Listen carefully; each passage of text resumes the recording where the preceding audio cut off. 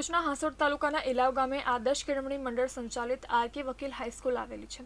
આ શાળાની બિલ્ડિંગ પર વાગરાના સાયખા ખાતે આવેલ નેરોલેક કંપની દ્વારા તેમની સામાજિક જવાબદારીના ભાગરૂપે ₹7 લાખના ખર્ચે રંગરોગાન કરાવવામાં આવ્યું હતું। તેમજ મંડળના પૂર્વ પ્રમુખ સ્વર્ગીય સી.કે. પટેલના સ્મરણાર્થે સીસીટીવી કેમેરા મૂકવામાં આવ્યા છે।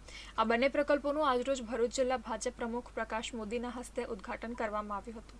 આ પ્રસંગે નેરોલેક કંપનીના યુનિટ હેડ રાજેશ પટેલ, આદર્શ મંડળના પ્રમુખ તુષાર પટેલ, હાંસોડ તાલુકા ભાજપના પ્રમુખ અનંત પટેલ, પૂર્વ કારોબારી ચેરમેન જયેશ પટેલ, આરકે વકીલ હાઈસ્કૂલના આચાર્ય ધર્મેશ જોશી, પ્રાથમિક વિભાગના આચાર્ય જિગ્નેશ પટેલ તેમજ મંડળના હોદ્દેદારો અને શાળા પરિવાર ઉપસ્થિત રહ્યો હતો।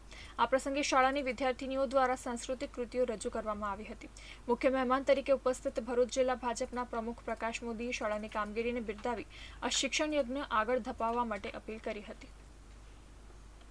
આ શાળાના બાળકોના સર્વાંગીણ વિકાસ માટે અહીં શાળાના ટ્રસ્ટીગણ, શાળાના પ્રમુખ તુષારભાઈ પટેલ, આચાર્ય શ્રી જોશી સાહેબ તેમજ આ વિસ્તારના ધારાસભ્ય શ્રી ઈશ્વરભાઈ પટેલ ખૂબ જ સુંદર સહયોગ કરી રહ્યા છે અને બાળકોનું પૂરતું ધ્યાન આપી રહ્યા છે।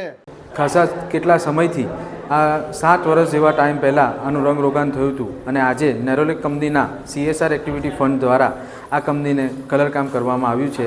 એ બદલ અમે નેરોલેક સાયકા કંપનીનો ખૂબ ખૂબ આભાર માનીએ છીએ।